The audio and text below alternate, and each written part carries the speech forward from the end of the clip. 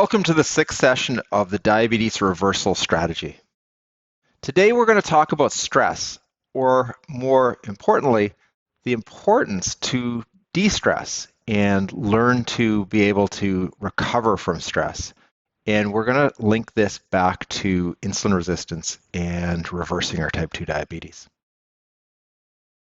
So let's get into it, diabetes and stress. Stress is a paradoxical subject. We need stress. We thrive on stress. And what we see is that our bodies can respond to pretty much any event or challenge by releasing some chemical mediators that allow us to cope. So there's a physiological response that allows us to cope and actually does make us stronger. It protects us. But too much stress damages us and we get wear and tear, and over time that can result in disease. So stress really is this paradox, that which does not kill us makes us stronger, which is the Nietzsche quote, which we've added to ... provided we get enough recovery. And recovery is really key here. So let's look what happens with a stressor. So we can take any stress. This could be physical, it could be psychological, it could be both. The stressor hits us, we have a physiologic response, and then the stressor is removed and we have a recovery phase. And the physiological response reverses itself and we go back to our baseline levels. And these stressors can be, as I said, they really can be anything, because what we will see is a whole combination of things can affect our physiological response. So we have individual differences. We are genetically different. We've had different developments. We've had different experiences. So we're from the get-go, we're actually kind of wired differently. So some people may be wired to respond to stress more dramatically. Some things will just not stress them. We have environmental stressors. So we have background stressors, at work, at home, neighborhood, major life events, things like, we're getting divorced. We've got a new job. We've lost a job. These major life events are huge components. A background of trauma or abuse can affect us permanently, and so can make us more susceptible to stress or more likely to respond to other stressors. And then there's also the behavioral responses that, our fight or flight mechanisms are often determined by, our diet, our habits, smoking, drinking, exercise. They all affect our ability to respond. So all of these things affect this physiological response. And so allostasis is really this ability to respond to stress. It's this ability to adapt in order to maintain stability. And when it's done in a healthy fashion, it leads to adaptation.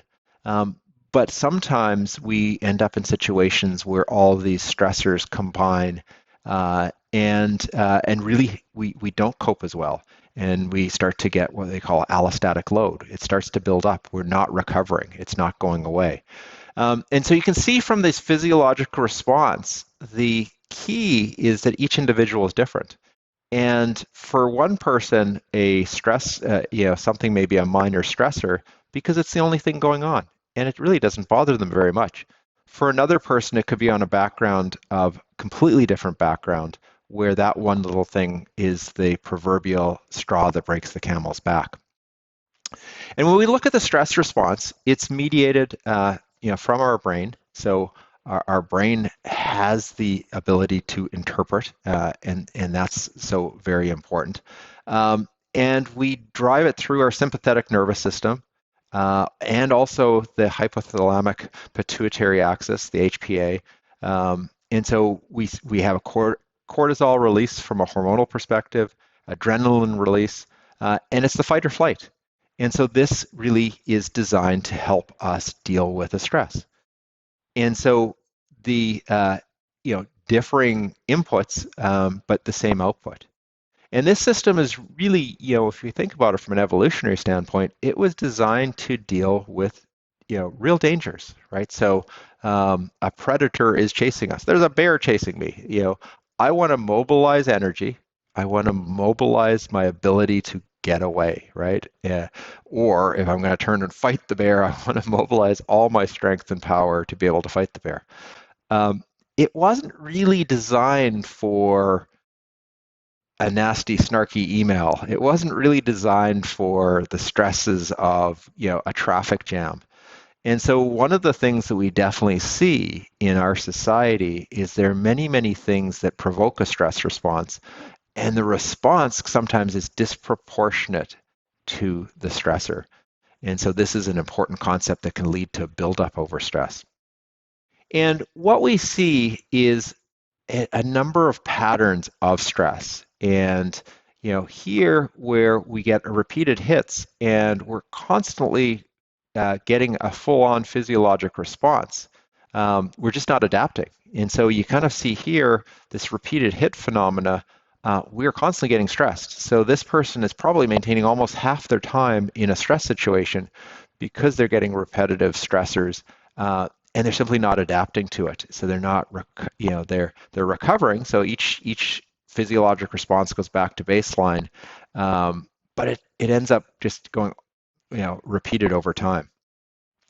Another pattern that we see is this lack of adaptation. So you can kind of see in green the normal adaptation. So this is kind of more what we expect, right? So think about this: if the stressor is public speaking, and the first time you speak you're terrified, and the second time you speak you're less terrified, and gradually that diminishes over time until it's really not very stressful at all to do. That's adaptation. You've adapted to the stressor. You're no longer generating the same physiologic response. You don't need to. Your body has more resilience in order to handle the stress, and you interpret it differently. But if every time you do that, you just don't, you don't adapt, then every time is like the first time, and that stressor, in this case, is kind of a terror. The other thing that we see is this prolonged response where there's simply no recovery. And so this is where our physiologic response remains strong over time. And so, we continue to run on adrenaline and cortisol over time.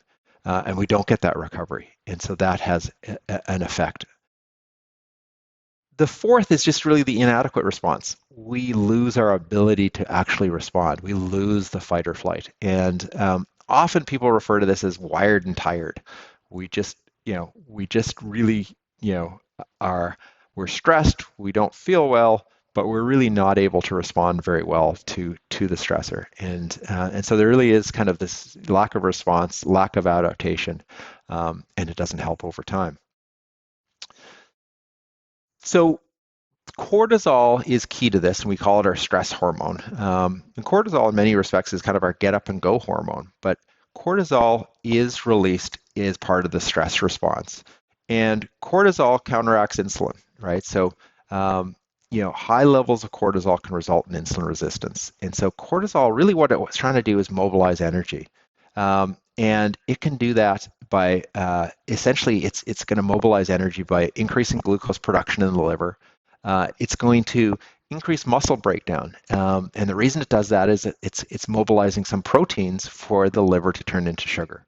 It's increasing peripheral fat breakdown. So it's actually taking some of the peripheral fat, breaking it down, again, trying to mobilize energy for the immediate situation. And if we don't use the energy, so if we're chased by the bear, we're going to use all that energy that's mobilized. But if we're sitting in traffic, we're not going to use that. Then what happens is we get an increased accumulation of visceral fat. And you can see, really, these effects of cortisol are going to be the exact effects that are going to worsen our insulin resistance. So anything that chronically raises cortisol will worsen insulin resistance. And so this is really the key. So we want to learn to recover. We want to learn to turn off our stress response. We want to learn to be able to adapt. And so the keys to stress tolerance really are looking at the response to stress. So there's kind of these three elements that our perception. How do we perceive the situation? Our recovery from previous stress. So we can see that if we're getting hit with multiple stressors and not having time to recover, we're going to stay in that high stress level. We're going to stay with elevated levels of cortisol. And then our ability to recover, right? So if we're exercising and eating well and actually getting sleep, we will have an ability to recover much more quickly. We'll be able to pull down those cortisol levels more quickly, and that will help us deal with the next stress for sure, but it'll help us not suffer the effects of chronic elevated cortisol, which, as we've just seen, is going to worsen our insulin resistance. So if we flip this around and look at it from the key to stress tolerance, let's look at how we can do this, right? So the first one is really simple: avoid the stress, right? So this may be, if you get stressed in traffic, it may be trying to change your commute times. It may be trying to, do different things to not, have that response. It may be putting a podcast on and listening to the podcast and not worrying about the traffic. So avoiding stress is definitely, kind of a very, very useful strategy. Changing our perception. This is probably the most powerful because it is our perception of the stress that drives the physiologic response. So if we do not perceive it as stressful, we'll not have that stress response. And so doing some work there can really be useful. And then the third, which really taps into the lifestyle behaviors that we promote in our programs. The third is, let's improve our ability to recover, right? So, I sometimes think the masters of recovery are those tennis players who you watch, in a 5-hour, epic tennis battle, match point, and the double falls, and now it's the game's opening up again. The ability to recover from that level of stress in the moments between the games. You'll see the tennis players go sit down and they'll have little rituals that allow them to recover very, very quickly.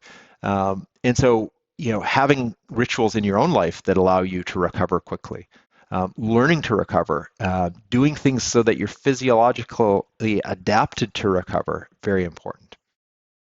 When we look at changing perception, one of the things I like out there is Byron Katie's work, and so she looks at kind of really kind of coming at the perception part of this. So let's say you have a stress. You have somebody in your life named Paul, and Paul's lied to you, and so what Byron Katie would say is, well, let's look at that. You're feeling stressed because Paul lied to you. There's some questions to ask. Is it true? Is it true that, are you absolutely sure that it's true, right? Did he, maybe misstate things? Did you hear correctly? Did he understand what you were talking about? So you want to look at it from all those angles. How do I react? What happens when I believe this to be true? Why is this bothering me? Why does it bother me that Paul lied? Who would I be without this thought? What would it be like if I didn't have this thought, this thing that was bugging me? What would it be like if it just didn't bother me, whatever Paul said? And then you start to turn it around. And this is the key. It's you start to look at it and say, well, Paul didn't lie to me. Or Paul told the truth, right? Or Paul didn't know that he was lying to me. And you start to turn it around and come at it from multiple different perceptions. And what you start to see is there tends to be a bit of a story around whatever the event is, and a narrative around the event. And by getting on all sides of this, the power of the particular stressor starts to diminish, and you start to perceive it as not being as big of an issue as it was to begin with. And so this exercise is really quite useful from the standpoint of changing your perception on stress. And I encourage you to look at some of the videos on YouTube around this. There's really some interesting stuff here. And it can be useful. It can be just a tool in the toolkit, which really, really can help. Meditation is another tool in the toolkit. And meditation is something that it again deals with perception. And we start to recognize that our thoughts are just thoughts, and we have many thoughts. And when you stop and sit and you meditate, you start to see that your brain just comes up with lots and lots of thoughts. It's kind of like a monkey monkey mind with all these different thoughts firing around. And the hard part with meditation is you sit down and you try to meditate and you're kind of concentrate on your breath, and you're instructed to observe your thoughts. Often people, when they're beginning meditation, will misunderstand that and think that they're supposed to stop their thoughts, which then is really impossible because you sit there going, okay, stop thinking, and you kind of get into a loop about thinking. So really, you can't stop your thoughts. They're going to come. It, it poses the interesting thing. If you're watching your thoughts, who's creating these thoughts? So, you start to realize that your brain is capable of generating multiple thoughts, and all these thoughts come around. And one of the keys to meditation is not getting caught up in the thought, just watching it pass.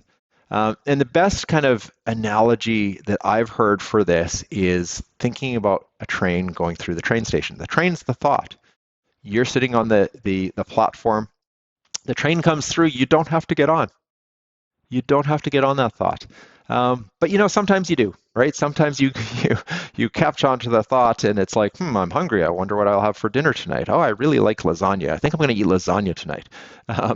You just jump on this train of thought. The key in meditation is to get off the train. No problem. Oh, I've jumped on a train of thought. Let's just stop and focus on something else. So we focus back to our deep breathing, and we're off that particular thought.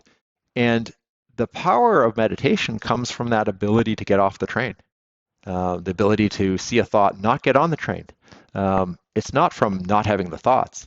And where it gets applicable from a stress perspective is as we are able to do this, we start to see these events that happen that cause stress, and we start to realize there's a gap between what's happening and our response, which is our thoughts and our interpretation.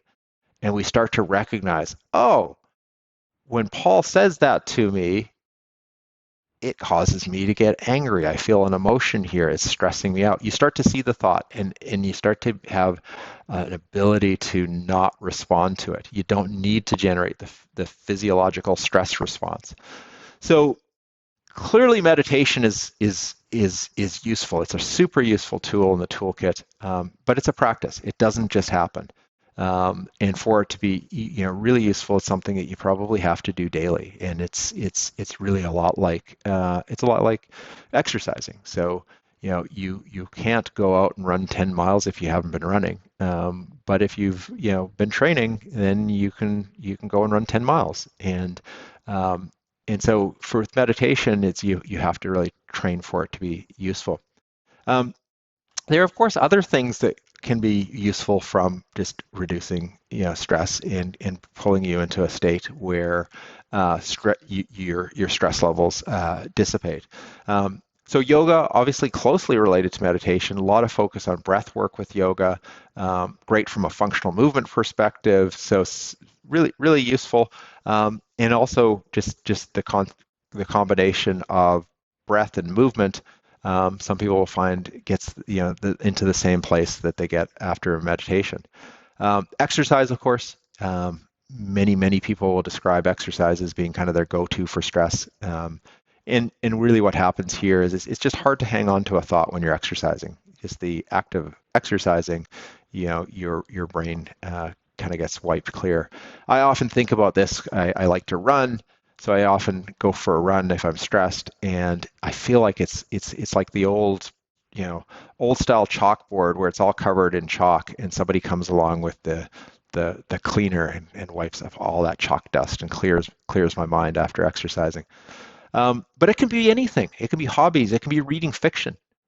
Often to read a story where you get transported into a whole other world is a way that you can step away from your thoughts and you can start to go and use your imagination. Or flow. Mikhail Csikszentmihalyi in the 90s wrote a book on flow, and any activity where time seems to stop and you're focused on the task at hand. You're not focused on the 100 other things that are on your to-do list or other thoughts. And again, these start to become ways that you can relax and stress levels come down, cortisol levels come down, and really important from the standpoint of your insulin resistance, because as cortisol comes down, it allows your body to do what it needs to do. I want to take a bit of a moment just to talk about depression and diabetes. So stress and depression obviously are different things, but diabetics have a high rate of depression. So 10 to 15% of diabetics are depressed, and diabetes increases the risk of depression twofold. This seems to be greater in women than men, and probably because the prevalence of depression is greater in women than men. Men tend to manifest depression probably differently. Um, we see it greater in uncontrolled versus controlled diabetics. And here I think this is really, I think control is such an important thing. I think when you feel like you have control over something, you can handle it. When it's not in control, you can't handle it. It causes stress. And so one of the great byproducts of our program, as people begin to take control of their diabetes through their own actions, their mood usually improves. And not to mention, exercise will improve depression. Not to mention, eating well will improve depression, and sleeping, as we'll go into next week, will also help. So when we see depression and diabetes, we get worse outcomes. And again, I think that's back to that loss of control and feeling like you can't control. And then treatment of depression improves diabetes. So kind of independent of what you're doing for the diabetes, actually treating the depression. So that treatment could be, it could be counseling. So it could be cognitive behavioral therapy. It could be an antidepressant medication. It could be exercise. It could be a combination of all of those things. And all of those things will help. And so the key kind of reason I sort of bring this into play is as we kind of look at stress, sometimes it's more than stress, and there's actually some underlying depression going on. And if you think that's the case, then that's something that you should reach out, talk to your doctor about, and find have a strategy to address depression. So our 101 behaviors for de-stressing is the nighttime relaxation. So building a ritual around de-stressing at nighttime. This is really helpful because it's something you can do daily. You can build it. You kind of have a ritual, anyways. I mean, most people will get out of their work clothes and at least brush their teeth. So there's some ritual already to kind of start with. But you can build it out. So you can combine it with some meditation and some stretching or some yoga. You can combine it with a hot bath or something that will help you sleep. You can combine it with a cup of chamomile tea or something else that will help. But build out a ritual there that relaxes you and really brings down the cortisol levels. And that's something that you can do daily. And the other 101 behavior are hobbies, things that you love, things that you like, things that you know are good go-tos for stress reduction. Plan them. Make sure you have the plan, right? Don't be kind of waiting till some future point where you got more time. Just start to go, okay, this is important to me. I need, I enjoy doing this. I get, it relaxes me. It helps me recover. Plan it. You're going to start planning your exercise. You're planning your meals. Plan your time that you de-stress. The kind of next steps I think on the de-stress thing, would be really looking at meditation, really looking at starting to tackle this as a practice. It has all sorts of benefits above and beyond just its effect on cortisol from an insulin resistance standpoint. I think it's a super useful thing in the toolkit and definitely kind of worth pursuing. So that's the end of the session. What we've really tackled here is kind of one of the plus twos in relating to cortisol and cortisol's effect and what you can do to de-stress and lower stress levels and why that's important for insulin resistance.